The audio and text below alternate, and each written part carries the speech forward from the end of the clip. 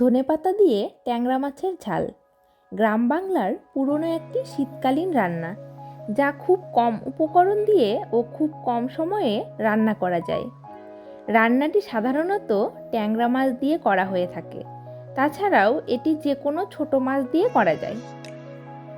এই রান্নাটি করতে আমাদের লাগবে ট্যাংরা মাছ, অনেকটা পরিমাণে ধনেপাতা, কালো জিরে, নুন, হলুদ আর কাঁচা লঙ্কা ও শুকনো লঙ্কা একসাথে বাটা।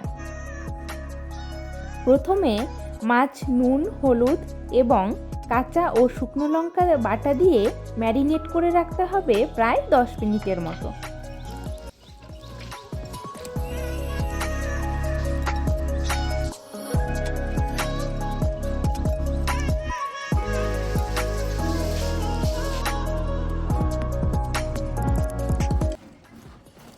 মাছ যতক্ষণ ম্যারিনেট হচ্ছে ততক্ষণে আমরা ধনেপাতা পেস্ট করে নেব।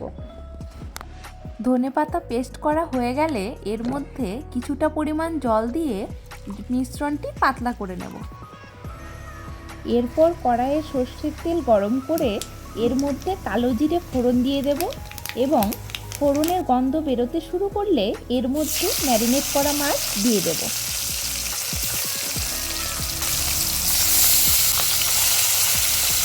এই রান্নায় মাছ কড়া করে ভাজা যাবে না, তাই এপাশ ওপাশ একটু উল্টো পাল্টা করে হালকা ভেজে নিতে হবে। মাছ দুই পাশ ভালোভাবে ভাজা হয়ে গেলে এর মধ্যে দিয়ে দেব জলে গুলে রাখা ধনেপাতা বাটা। এরপর সমস্ত উপকরণ একবার ভালো মতো মিশিয়ে এর মধ্যে দিয়ে দেব স্বাদ মতো নুন।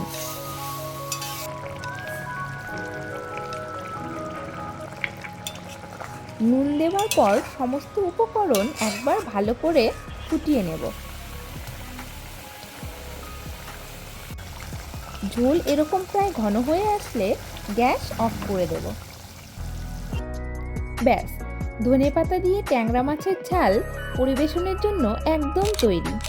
গরম গরম ভাতের সাথে এই রেসিপিটি খেতে যে কতটা ভালো লাগে সেটা একবার ট্রাই না করলে বোঝা মুশকিল। তাই আপনাদের কাছে অনুরোধ, রান্নাটি একবার হলেও ট্রাই করবেন, আর ভালো লাগলে চ্যানেলটি সাবস্ক্রাইব করে আমাদের পাশে থাকবেন। ধন্যবাদ।